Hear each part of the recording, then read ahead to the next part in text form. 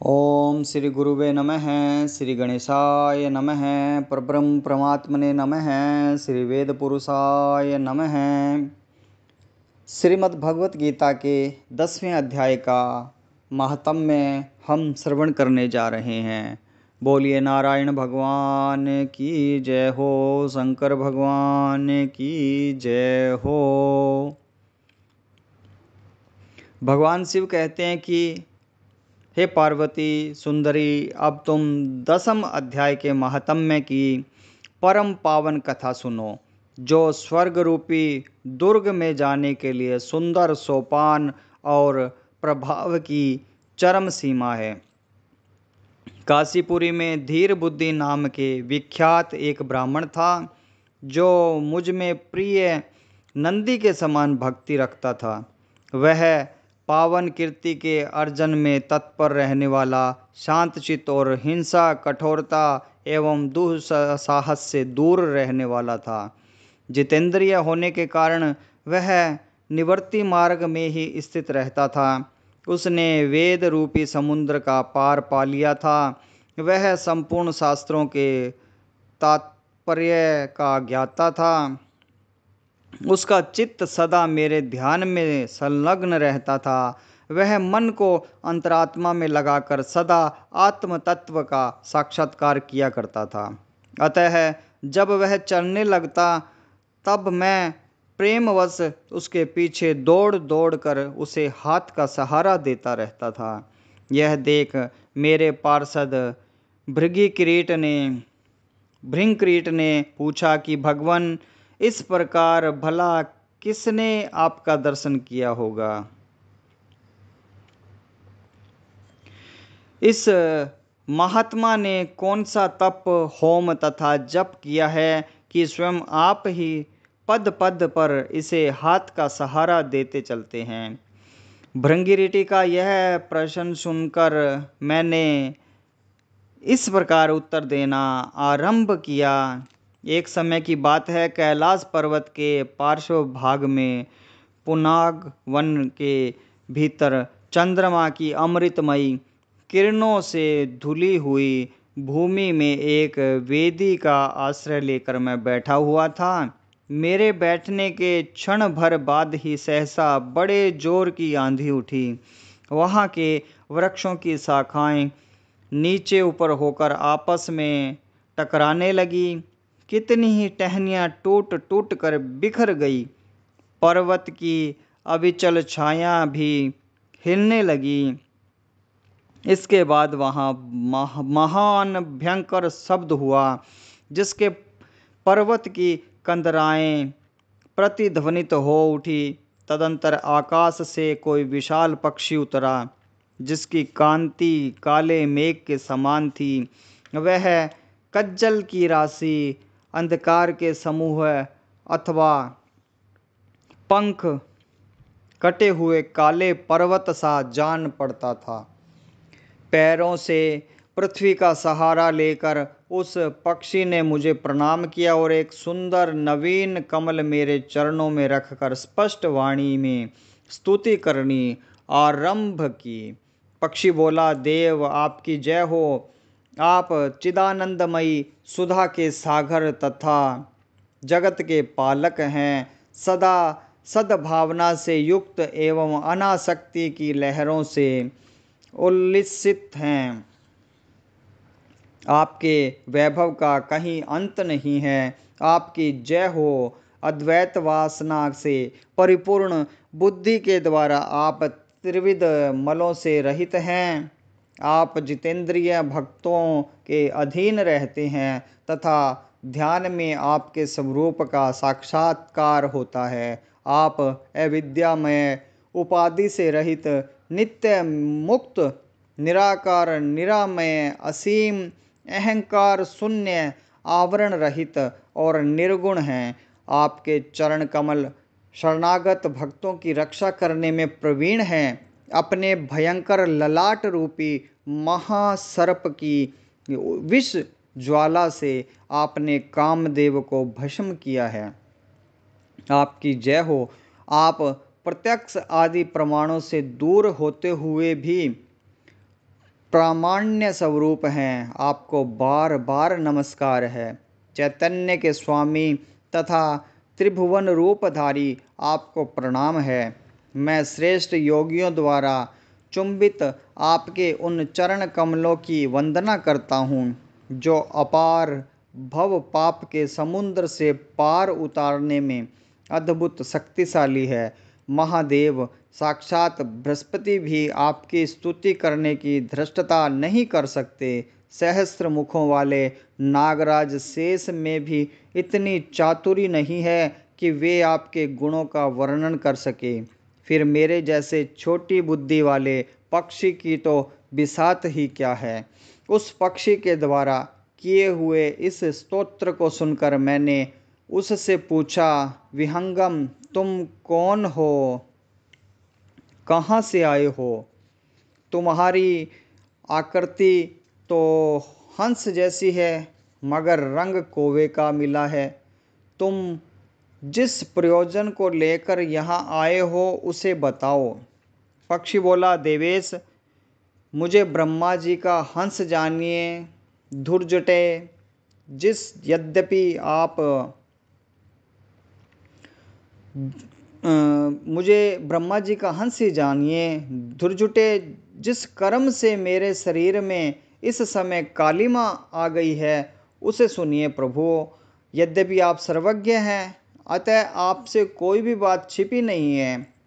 तथापि यदि आप पूछते हैं तो मैं बतलाता हूँ। सौराष्ट्र सूरत नगर के पास एक सुंदर सरोवर है जिसमें कमल लहलहाते रहते हैं। उसी में से बाल चंद्रमा के टुकड़े जैसे श्वेत मृणालों से के ग्रास लेकर मैं बड़ी तीव्र गति से आकाश में उड़ रहा था। उड़ते उड़ते सहसा वहाँ से पृथ्वी पर गिर पड़ा। जब होश में आया तो अपने गिरने का कोई कारण न देख सका, तो मन ही मन सोचने लगा, अहो, यह मुझ पर क्या आ पड़ा। आज मेरा पतन कैसे हो गया। पके हुए कपूर के समान मेरे श्वेत शरीर में यह कालिमा कैसे आ गई। इस प्रकार विस्मित होकर मैं अभी विचार ही कर रहा था कि एक पोखरे के कमलों में से मुझे ऐसी वाणी सुनाई दी, हंस उठो, मैं तुम्हारे गिरने और काले होने का कारण बताती हूँ। तब मैं उठकर सरोवर के बीच में गया और वहाँ 5 कमलों से युक्त एक सुंदर कमलिनी को देखा। उसको प्रणाम करके मैंने प्रदक्षिणा की और अपने पतन का सारा कारण पूछा। कमलिनी बोली, कलहंस, तुम आकाश मार्ग से मुझे लांग कर गए हो। उसी पातक के परिणामवश तुम्हें पृथ्वी पर गिरना पड़ा है तथा उसी के कारण तुम्हें तुम्हारे शरीर में कालिमा दिखाई देती है। तुम्हें गिरा देख मेरे हृदय में दया भर आई और जब मैं इस मध्यम कमल के द्वारा बोलने लगी हूँ, उस समय मेरे मुख से निकली हुई सुगंध को सूंघकर 60,000 भंवरे स्वर्गलोक को प्राप्त हो गए हैं। पक्षीराज, जिस कारण मुझ में इतना वैभव, ऐसा प्रभाव आया है उसे बतलाती हूँ, सुनो। इस जन्म से पहले तीसरे जन्म में मैं इस पृथ्वी पर एक ब्राह्मण की कन्या के रूप में उत्पन्न हुई थी। उस समय मेरा नाम सरोज वदना था। मैं गुरुजनों की सेवा करती हुई सदा एकमात्र पातिव्रत के पालन में तत्पर रहती थी। एक दिन की बात है, मैं एक मैना को पढ़ा रही थी। इससे पति सेवा में कुछ विलंब हो गया। इससे पतिदेव कुपित हो गए और उन्होंने शाप दिया, पापिनी, तू मैना हो जा। मरने के बाद यद्यपि मैं मैना ही हुई, तथापि पातिव्रत्य के प्रसाद से मुनियों के ही घर में मुझे आश्रय मिला। किसी मुनि कन्या ने मेरा पालन पोषण किया।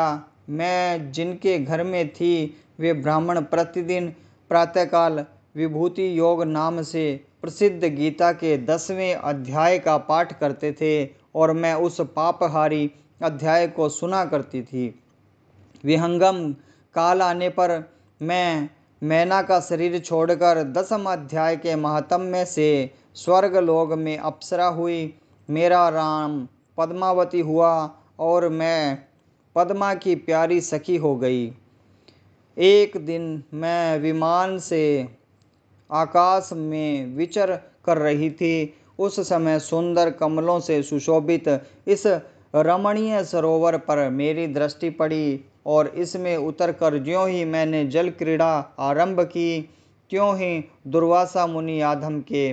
उन्होंने वस्त्रहीन अवस्था में मुझे देख लिया और उनके भय से मैंने स्वयं ही एक कमलिनी का रूप धारण कर लिया। मेरे दोनों पैर दो कमल हुए, दोनों हाथ भी दो कमल हो गए और शेष अंगों के साथ मेरा मुख भी एक कमल हुआ। इस प्रकार मैं 5 कमलों से युक्त हुई। मुनिवर दुर्वासा ने मुझे देखा। उनके नेत्र क्रोधाग्नि से जल रहे थे। वे बोले, पापिनी, तू इसी रूप में 100 वर्षों तक पड़ी रह। यह शाप देकर वे क्षण भर में अंतर्ध्यान हो गए। कमलिनी होने पर भी विभूति योग अध्याय के महात्म्य से मेरी वाणी लुप्त नहीं हुई है। मुझे लांघने मात्र के अपराध से तुम पृथ्वी पर गिरे हो। पक्षीराज, यहाँ खड़े हुए तुम्हारे सामने ही आज मेरे शाप की निवृत्ति हो रही है, क्योंकि आज 100 वर्ष पूरे हो गए। मेरे द्वारा गाए जाते हुए उस उत्तम अध्याय को तुम भी सुन लो। उसके श्रवण मात्र से तुम भी आज ही मुक्त हो जाओगे। यूँ कहकर पद्मिनी ने स्पष्ट और सुंदर वाणी में 10वें अध्याय का पाठ किया और वह मुक्त हो गई। उसे सुनने के बाद उसी के दिए हुए इस उत्तम कमल को लाकर मैंने आपको अर्पण किया है। इतनी कथा सुनाकर उस पक्षी ने अपना शरीर त्याग दिया। यह एक अद्भुत सी घटना हुई। वही पक्षी अब 10वें अध्याय के प्रभाव से ब्राह्मण कुल में उत्पन्न हुआ है। जन्म से ही अभ्यास होने के कारण शैशवावस्था में से ही इसके मुख से सदा गीता के 10वें अध्याय का उच्चारण हुआ करता है। 10वें अध्याय के अर्थ चिंतन का यह परिणाम हुआ है कि यह सब भूतों में स्थित शंख चक्रधारी भगवान विष्णु का सदा ही दर्शन करता रहता है। इसकी स्नेहपूर्ण दृष्टि जब कभी किसी देहधारी के शरीर पर पड़ जाती है, तब वह चाहे शराबी और ब्रह्म हत्यारा ही क्यों न हो, मुक्त हो जाता है तथा पूर्व जन्म में अभ्यास किए हुए 10वें अध्याय के महात्म्य से इसको दुर्लभ तत्व ज्ञान प्राप्त है तथा इसने जीवन मुक्ति भी पा ली है। अतः जब यह रास्ता चलने लगता है तो मैं इसे हाथ का सहारा दिए रहता हूँ। भृंगिरिटे, यह सब 10वें अध्याय की ही महामहिमा है। पार्वती, इस प्रकार मैंने भृंगिरिटी के सामने जो पापनाशक कथा कही थी वही यहाँ तुमसे भी कही है।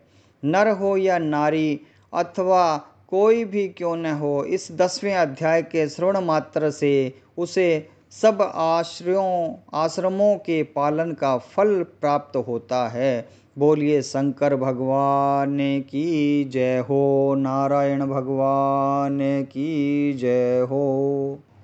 यह हमने श्रीमद् भगवत गीता के 10वें अध्याय के महात्म्य का श्रवण किया है। अब हम श्रीमद् भगवत गीता के 10वें अध्याय का श्रवण कर रहे हैं। बोलिए श्री परमात्मने नमः। भगवान श्री कृष्णचंद्र जी बोले कि हे महाबाहो, फिर भी मेरे परम रहस्य और प्रभाव युक्त वचन श्रवण कर, जो कि मैं तुझ अतिशय प्रेम रखने वाले के लिए हित की इच्छा से कहूँगा।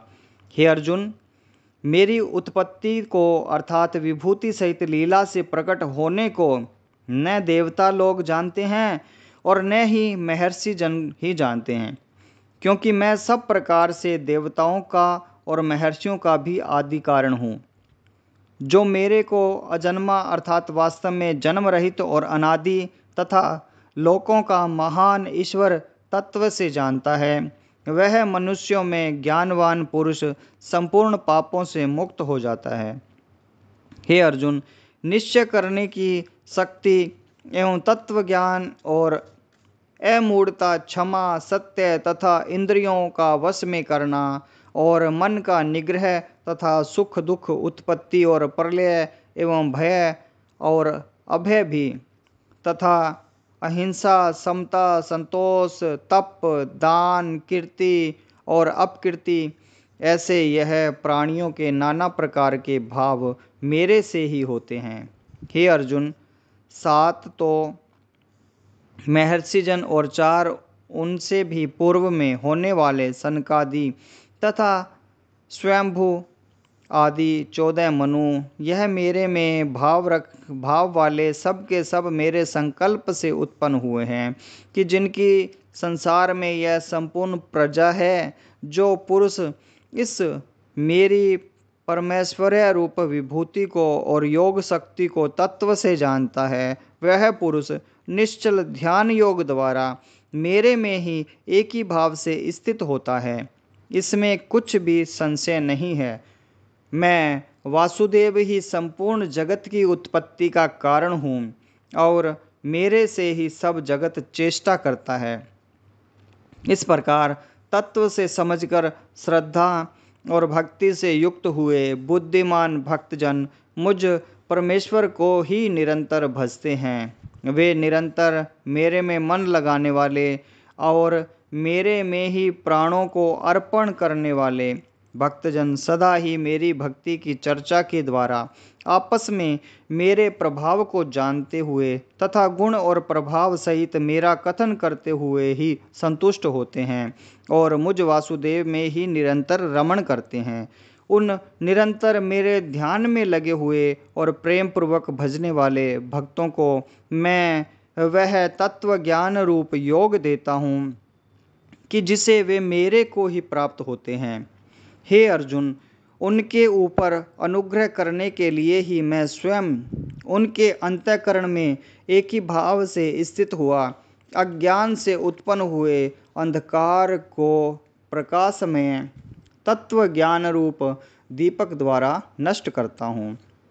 इस प्रकार भगवान के वचनों को सुनकर अर्जुन बोले, हे भगवान, आप परम ब्रह्म और परम धाम एवं परम पवित्र हैं, क्योंकि आपको सब ऋषिजन सनातन दिव्य पुरुष एवं वेदों का भी आदि देव, अजन्मा और सर्वव्यापी कहते हैं। वैसे ही देवर्षि नारद तथा असित और देवल ऋषि तथा महर्षि व्यास और स्वयं आप भी मेरे प्रति कहते हैं। हे केशव, जो कुछ भी मेरे प्रति आप कहते हैं, इस समस्त को मैं सत्य मानता हूँ। हे भगवान, आपके लीला में स्वरूप को न दानव जानते हैं और न देवता ही जानते हैं। हे भूतों को उत्पन्न करने वाले, हे भूतों के ईश्वर, हे देवों के देव, हे जगत के स्वामी, हे पुरुषोत्तम, आप स्वयं ही अपने से आपको जानते हैं। इसलिए हे भगवान, आप ही उन अपनी दिव्य विभूतियों को संपूर्णता से कहने के लिए योग्य हैं कि जिन विभूतियों के द्वारा इन सब लोगों को व्याप्त करके स्थित हैं। हे योगेश्वर, मैं किस प्रकार निरंतर चिंतन करता हुआ आपको जानूं, और हे भगवान, आप किन किन भावों में मेरे द्वारा चिंतन करने योग्य हैं। हे जनार्दन, अपनी योग शक्ति को और परमेश्वर रूप विभूति को फिर भी विस्तार पूर्वक कहिए, क्योंकि आपके अमृतमय वचनों को सुनते हुए मेरे तृप्ति नहीं होती है, अर्थात सुनने की उत्कंठा बनी हुई रहती है। इस प्रकार अर्जुन के पूछने पर श्री भगवान बोले, हे कुरुश्रेष्ठ, अब मैं तेरे लिए अपनी दिव्य विभूतियों को प्रधानता से कहूँगा, क्योंकि मेरे विस्तार का अंत नहीं है। हे अर्जुन, मैं सब भूतों के हृदय में स्थित सबका आत्मा हूँ तथा संपूर्ण भूतों का आदि मध्य और अंत भी मैं ही हूँ।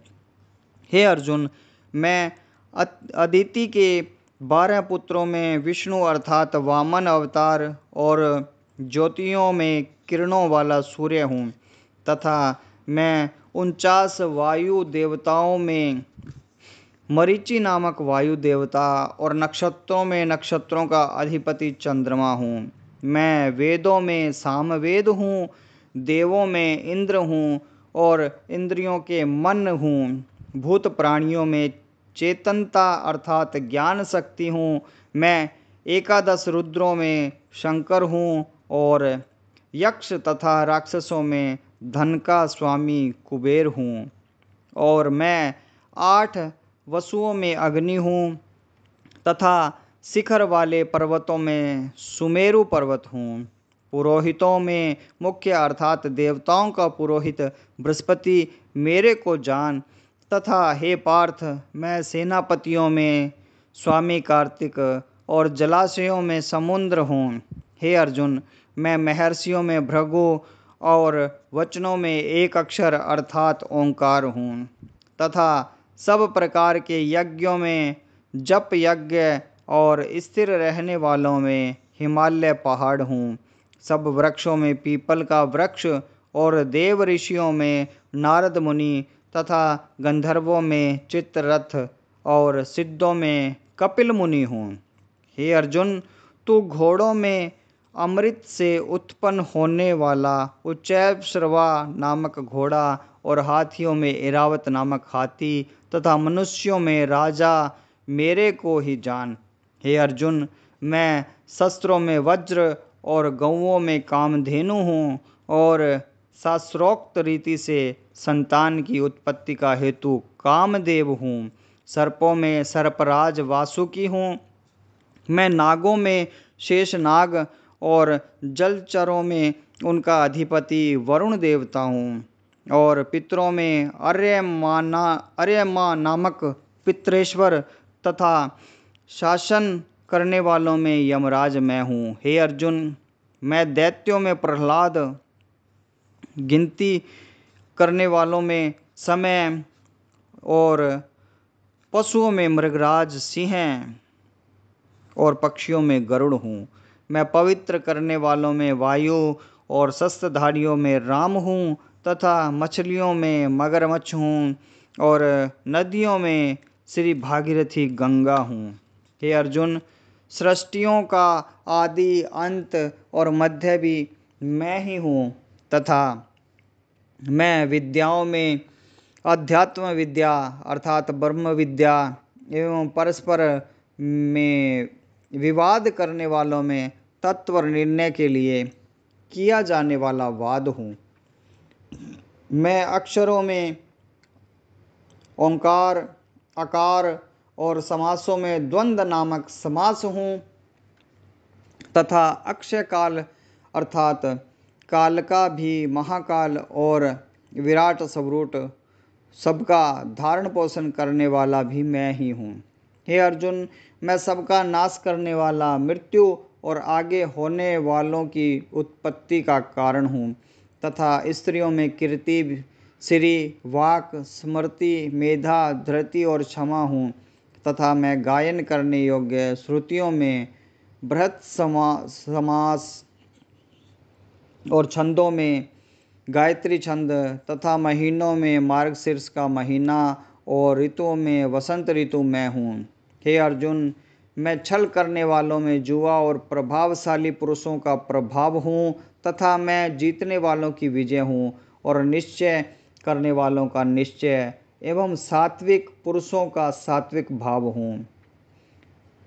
वृषणी वंशियों में वासुदेव अर्थात मैं स्वयं तुम्हारा सखा और पांडवों में धनंजय अर्थात तू एवं मुनियों में वेदव्यास और कवियों में शुक्राचार्य कवि भी मैं ही हूँ।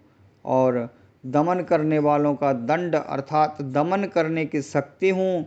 जीतने की इच्छा वालों की नीति हूँ और गोपनीयों में अर्थात गुप्त रखने योग्य भावों में मौन हूँ तथा ज्ञानवानों का तत्व ज्ञान मैं ही हूँ।